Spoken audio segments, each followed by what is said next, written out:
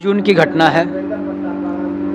मैं आपको बता रहा हूँ कि कलकत्ता के एक प्राइवेट कंपनी में जॉब करने वाली रानी, जो काल्पनिक नाम है, रानी जो है एक कलकत्ता के एक प्राइवेट कंपनी में जॉब करती है।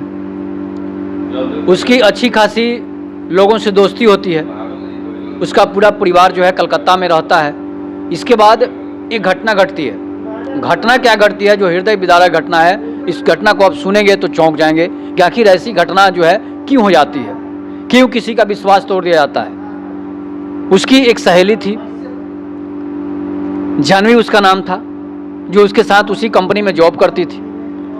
और वो लड़की उसे एक अच्छी जॉब दिलाने के लिए रमजान नाम के एक लड़के से दोस्ती कराती है।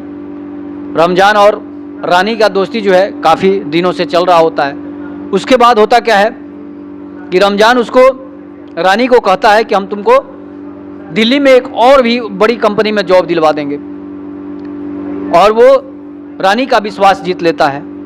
रानी का विश्वास जीतने के बाद उसे ट्रेन से कोलकाता से दिल्ली ला देता है। दिल्ली लाकर उसे पहले जो है अपने घर पर रखता है, उसके साथ गलत काम करता है। उसके बाद क्या होता है, उसे जीबी रोड ले जाता है और वो जीबी रोड ले जाकर उसे बेच देता है। समझिए विश्वास में कितना बड़ा धोखा हो जाता है। और उस रानी को वो जीबी रोड कोठा नंबर 68 में बेच देता है। इसके बाद अब वो जहालत की ज़िंदगी जीने लगती है। उसके साथ गलत तरीके से लोग पेश आते हैं। उस कोठे की संचालिका एक महिला होती है और महिलाओं को महिलाओं पर दया नहीं आती है।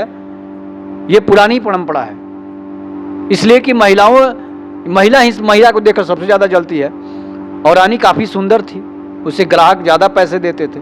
और जब भी हर रोज़ उसके साथ ये गलत काम होना शुरू हो जाता है। धीरे धीरे समय बीतता है, 2 सप्ताह 3 सप्ताह पार हो जाते हैं, तब तक रानी की स्थिति जो है खराब हो जाती है और वो उसी में अब अपना रम जाती है।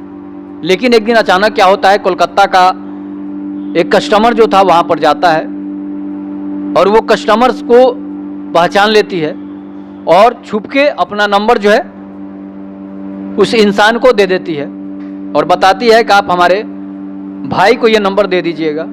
और वो कलकत्ता का जो इंसान था वो एक अच्छा इंसान था। वो उसी नंबर पर अपने भाई का नंबर देती है। उसके बाद उस पर फ़ोन करता है। फ़ोन करने के बाद उसका भाई जो है उसके बारे में पता करता है तो पता चलता है कि रमजान नामक युवक ने उसे दिल्ली के जीबी रोड में बेच दिया है। फिर उसका सगा भाई जो है वो ग्राहक बनकर जीबी रोड पहुंचता है। तमाम महिलाओं को देखने के बाद आखिरी में उसे अपनी बहन दिखाई देती है। बहन जब दिखाई देती है तो जरूर है कि आदमी को रोना ही आएगा। उसे जो है उस तरह की समस्या होगी, दोनों रोने लगते हैं। लेकिन किसी तरह वो हिम्मत जुटाता है और वहाँ से बाहर निकलता है और अपनी बहन को दिलासा दिलाता है कि हम तुम्हें यहाँ से ले जाएंगे। और वो मात्र 40,000 रुपये में रमजान ने उसे दिल्ली के जीबी रोड में कोठा नंबर 68 पर बेच दिया था। अब उसके बाद क्या होता है, उसका भाई दिल्ली महिला आयोग को फ़ोन करता है। दिल्ली महिला आयोग की टीम जो है इसके बाद जांच पड़ताल करती है और इसके बाद उस कोठे पर छापा मारा जाता है। और छापा मारने के बाद जो है रानी को वहाँ से रेस्क्यू किया जाता है और इसके बाद उस कोठे को सील कर दिया जाता है।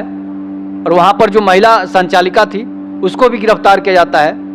गिरफ्तार करने के बाद उसे जेल में डाला जाता है और इसके बाद रानी को सकुशल उसे अपने भाई के साथ कोलकाता भेज दिया जाता है। तो ये विश्वास में धोखा कौन करता है, आप नाम से भी अंदाज़ा लगा सकते हैं। किसी भी महिला का दिल जीतकर, वैसे बहुत सारे ऐसे समाज में लोग हैं जो किसी महिला को बहलाकर फुसलाकर जॉब दिलाने के नाम पर जो है उसे कोठे पर बेच दिया जाता है।